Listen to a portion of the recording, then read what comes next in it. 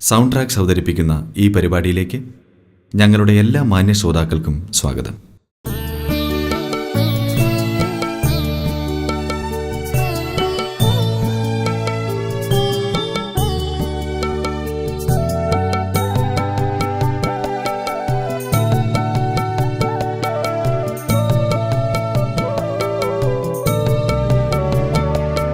സ്തോത്രങ്ങൾ പാടി ഞാൻ വാഴ്ത്തിയിടുമേ ദേവാധിദേവനെ രാജാധിരാജാവെ വാഴ്ത്തി വണങ്ങിടുമേ.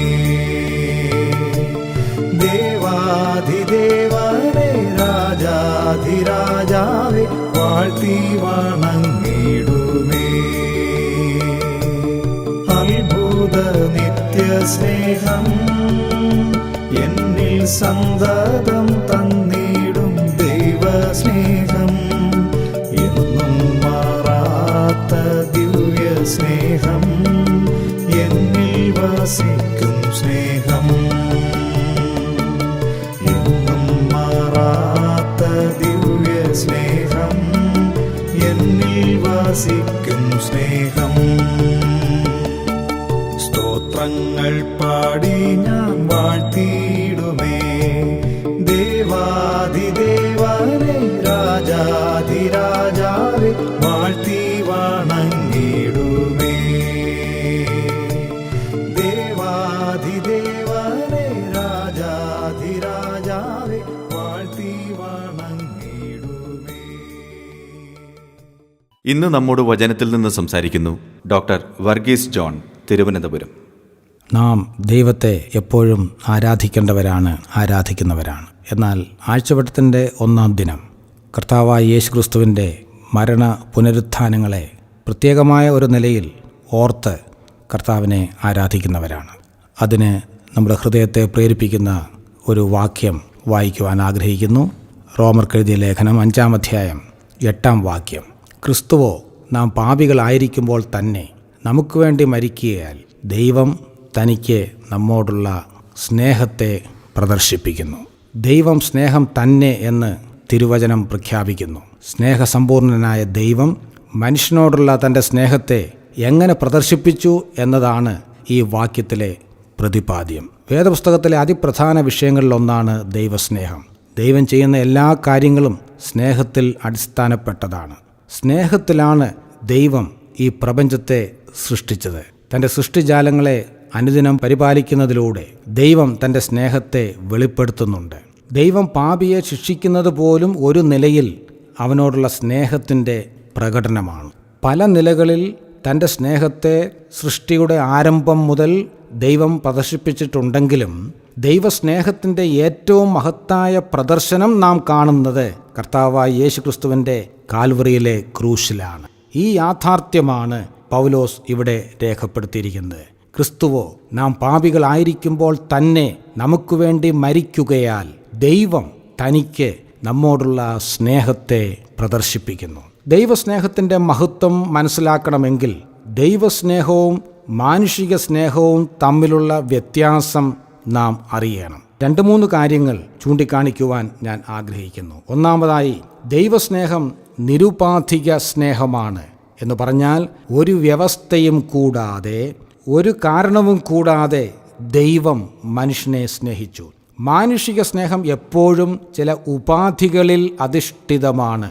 പ്രത്യക്ഷമോ പരോക്ഷമോ ആയ പല കാരണങ്ങൾ, വ്യവസ്ഥകൾ മാനുഷിക സ്നേഹത്തിൻ്റെ പിന്നിൽ നമുക്ക് കാണാൻ സാധിക്കും. എന്തുകൊണ്ടാണ് ദാവീദ് മെഫീബോശത്തിനെ സ്നേഹിച്ചത്? വേദപുസ്തകം പറയുന്നു, യോനാഥാൻ നിമിത്തം. യോനാഥാൻ ദാവീദിന്റെ സ്നേഹിതനായിരുന്നു. അതുകൊണ്ട് യോനാഥാന്റെ മകനായ മെഫീബോശത്തിനെ ദാവീദ് സ്നേഹിച്ചു. എന്തുകൊണ്ടാണ് ബോവസ് രൂത്തിനെ സ്നേഹിച്ചത്? അവൻ നിയമപ്രകാരമുള്ള വീണ്ടെടുപ്പുകാരനായിരുന്നു, ചാർച്ചക്കാരനായ വീണ്ടെടുപ്പുകാരനായിരുന്നു. അതൊരു നിയമപരമായ ബാധ്യതയായിരുന്നു. എന്നെ കേൾക്കുന്ന പ്രിയപ്പെട്ടവരെ, മാനുഷിക സ്നേഹങ്ങളെല്ലാം ഈ നിലയിൽ അതിൻ്റെ പിന്നിൽ നാം പരിശോധിച്ചാൽ ഒന്നല്ലെങ്കിൽ മറ്റൊരു കാരണം നമുക്ക് കണ്ടെത്താൻ കഴിയും. എന്നാൽ ദൈവത്തിന് സ്തോത്രം. എന്തുകൊണ്ടാണ് ദൈവം പാപികളായ മനുഷ്യരെ സ്നേഹിച്ചത്? അതിൻ്റെ പിന്നിൽ കാണാൻ കഴിയുന്ന ഏക കാരണം ദൈവം സ്നേഹം തന്നെ എന്നതാണ്. ദൈവം സാക്ഷാൽ സ്നേഹമായതുകൊണ്ടാണ് പാപികളായ മനുഷ്യരെ സ്നേഹിച്ചത്. വാസ്തവത്തിൽ ദൈവം മനുഷ്യനെ ഇഷ്ടപ്പെട്ടു എന്ന് ബൈബിൾ പറയുന്നില്ല. ഇഷ്ടപ്പെടുവാൻ സാധ്യവുമല്ല. നാം പലപ്പോഴും സ്നേഹിക്കുന്നു എന്ന് പറയുന്നത് കേവലം ഒരു ഇഷ്ടം മാത്രമാണ്. ഒരു വ്യക്തിയെ നാം ഇഷ്ടപ്പെടണമെങ്കിൽ അതിന് ചില കാരണങ്ങൾ ഉണ്ടായിരിക്കണം. നമുക്കിഷ്ടമുള്ള ചില കാര്യങ്ങൾ ആ വ്യക്തിക്കും ചിലപ്പോൾ ഇഷ്ടമായിരിക്കണം. പരിശുദ്ധനായ ദൈവത്തിന് പാപിയായ മനുഷ്യനെ ഒരിക്കലും ഇഷ്ടപ്പെടാൻ കഴിയുകയില്ല. എങ്കിലും ദൈവം മനഃപൂർവ്വമായി മനസ്സോടെ മനുഷ്യനെ സ്നേഹിച്ചു. ദൈവത്തിൻ്റെ സ്നേഹം നിരുപാധികമാണ്. രണ്ടാമതായി, ദൈവസ്നേഹം നിസ്സീമമായ സ്നേഹമാണ്. എന്ന് പറഞ്ഞാൽ പരിധികളില്ലാത്ത, അതിർത്തികളില്ലാത്ത സ്നേഹമാണ്. മാനുഷിക സ്നേഹത്തിന് പരിധിയും പരിമിതിയും ഉണ്ട്. മാനുഷിക സ്നേഹത്തിന് എത്തിച്ചേരാവുന്ന ഏറ്റവും ഉയർന്ന നിലവാരം എന്താണ്? കർത്താവായ യേശുക്രിസ്തു ഇങ്ങനെ പറഞ്ഞു, സ്നേഹിതന്മാർക്ക് വേണ്ടി ജീവനെ കൊടുക്കുന്നതിലും അധികമുള്ള സ്നേഹം ആർക്കും ഇല്ല. യോഹന്നാൻ 15:13. മാനുഷിക സ്നേഹത്തിൻ്റെ ഉന്നതമായ പ്രദർശനമാണ് സ്നേഹിതന്മാർക്ക് വേണ്ടി ജീവനെ കൊടുക്കുക എന്നത്. എന്നാൽ ദൈവം നമ്മെ സ്നേഹിച്ചത് നാം സ്നേഹിതന്മാരായതുകൊണ്ടല്ല, പിന്നെയോ ശത്രുക്കളായിരുന്നപ്പോഴാണ്. ദൈവത്തിൽ നിന്ന് അകന്നുപോയി ദൈവത്തോട് നിരന്തരം മത്സരിച്ചു കൊണ്ടിരുന്ന മനുഷ്യനെ സ്നേഹിച്ച് ദൈവം സ്വന്തം പുത്രനെ യാഗമാക്കി മനുഷ്യന് രക്ഷ ഒരുക്കി. മൂന്നാമതായി, ദൈവസ്നേഹം നിത്യമാണ്. മനുഷ്യന്റെ സ്നേഹം മരണം കൊണ്ട് അവസാനിക്കുന്നതാണ്. അതിനപ്പുറത്തേക്ക് പോകുവാൻ മാനുഷിക സ്നേഹത്തിന് കഴിയുകയില്ല. എന്നാൽ ദൈവം നിത്യനായതുകൊണ്ട് ദൈവസ്നേഹവും നിത്യമാണ്. നിത്യസ്നേഹത്താൽ നമ്മെ സ്നേഹിച്ച ദൈവം നമുക്ക് നിത്യജീവൻ നൽകി നിത്യമായൊരു ബന്ധത്തിലേക്ക് നമ്മെ കൊണ്ടുവന്നിരിക്കുകയാണ്. നിരുപാധികവും നിസ്സീമവും നിത്യവുമായ സ്നേഹത്താൽ നമ്മെ ദൈവം സ്നേഹിച്ചപ്പോൾ പാപികൾക്ക് വേണ്ടി മരിക്കാൻ തൻ്റെ പ്രിയപുത്രനെ ദാനം ചെയ്തു. ഇന്ന് ആ സ്നേഹ പ്രദർശനത്തിൻ്റെ അടിസ്ഥാനത്തിൽ ദൈവം പാപികളെ വിശുദ്ധരാക്കി തീർക്കുന്നു. ബലഹീനരും പാപികളും അഭക്തരും ശത്രുക്കളുമായിരുന്ന നമ്മെ മക്കളാക്കി തീർത്ത ദൈവസ്നേഹത്തിൻ്റെ മുമ്പാകെ നമുക്ക് കുമ്പിടാം. പ്രിയപ്പെട്ടവരെ, ദൈവത്തിൻ്റെ സ്നേഹം അത് അതുല്യമായ സ്നേഹമാണ്.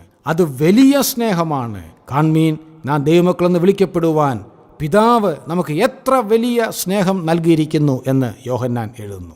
കരുണാസമ്പന്നനായ ദൈവമോ നമ്മെ സ്നേഹിച്ച മഹാസ്നേഹം നിമിത്തമെന്ന് പൗലോസ് എഴുതുന്നു. തീർച്ചയായും ഇത് വലിയ സ്നേഹമാണ്. ദൈവം നമ്മെ സ്നേഹിപ്പാൻ തക്കവണ്ണം, തൻ്റെ ഏകജാതനായ പുത്രനെ നൽകുവാൻ തക്കവണ്ണം അത്ര അധികം ലോകത്തെ അഥവാ മനുഷ്യരെ സ്നേഹിച്ചു. ഈ വലിയ സ്നേഹത്താൽ, ഈ അതുല്യമായ സ്നേഹത്താൽ, ഈ മഹാസ്നേഹത്താൽ ദൈവം നമ്മെ സ്നേഹിച്ചപ്പോൾ തൻ്റെ ഏകജാതനായ പുത്രനെ നമുക്ക് വേണ്ടി ക്രൂശിൽ ഒരു യാഗമാക്കി. ആ ക്രൂശ് മരണത്തിൽ വിശ്വസിക്കുവാൻ കാലാകാലങ്ങളിൽ അതിനുള്ള അവസരം കൃപയാൽ സൗജന്യമായി പ്രാപിച്ചവരാണ് ദൈവമക്കൾ. അതുകൊണ്ട് കർത്താവായ യേശുക്രിസ്തുവിൻ്റെ ക്രൂശ് മരണത്തെ ധ്യാനിക്കുമ്പോൾ എന്താണ് പ്രത്യുപകാരമായി നമുക്ക് ചെയ്യുവാൻ കഴിയുന്നത്? 1000 നാവുകളാലും 10,000 വാക്കുകളാലും അവർണ്ണനീയമായ ഈ അത്യഗാധമായ ദൈവസ്നേഹത്താൽ നിറയപ്പെടുന്ന ഹൃദയത്തിൽ നിന്നുയരുന്ന സ്തുതിസ്തോത്ര യാഗങ്ങൾ അർപ്പിച്ച് സ്നേഹവാനായ പിതാവിനെയും നമ്മെ സ്നേഹിച്ച് ജീവൻ തന്ന കർത്താവായ യേശുക്രിസ്തുവിനെയും നമുക്ക് ആരാധിക്കാം. നമുക്ക് ദൈവത്തെ സ്തുതിക്കാം. വലിയവനായ ദൈവമേ, അങ്ങയുടെ വലിപ്പം പോലെ തന്നെ അങ്ങയുടെ സ്നേഹത്തിൻ്റെയും വലിപ്പം ഞങ്ങൾക്ക് മനസ്സിലാക്കാൻ കഴിയുന്നതിലും ഉപരിയാണ്. അതിൻ്റെ നീളവും വീതിയും ഉയരവും ആഴവും ഞങ്ങൾക്കൊരിക്കലും ഗ്രഹിക്കുവാൻ കഴിയുകയില്ല.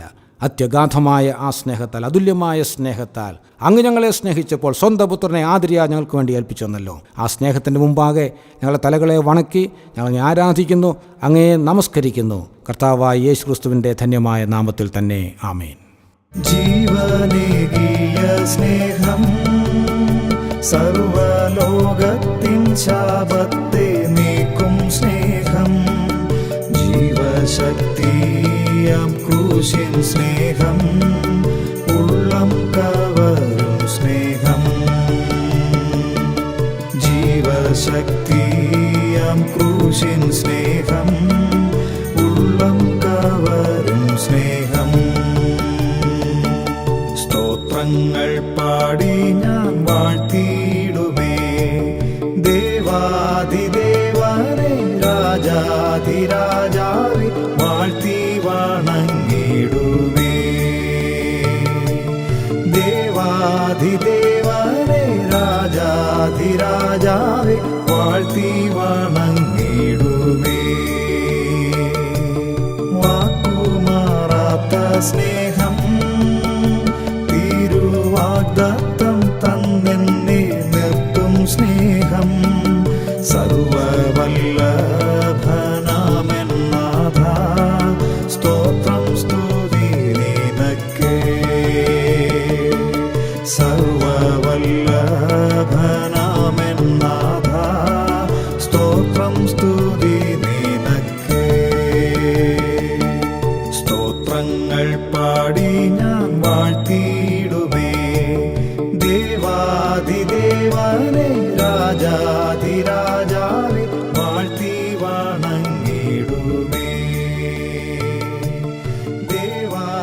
ഹേ